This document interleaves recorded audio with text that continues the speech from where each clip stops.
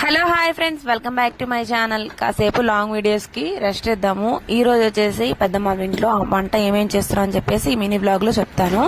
ఇంకా పాలు అయితే ఉన్నాయని చెప్పేసి మా అక్క వాళ్ళు పాయసం అయితే చేయమన్నారనమాట.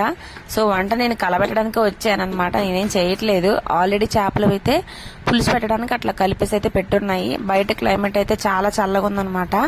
ఇంకా మబ్బులు వేసుకుంటూ ఆ కొబ్బరి తోటలో చాలా బాగుంది. ఇంకా నేనైతే చెప్తున్నాను కదా, నేనేదో వంట చేసినట్టు మీకు బిల్డప్ ఇవ్వడానికి ఇట్లా కలిపి చూపిస్తున్నాను.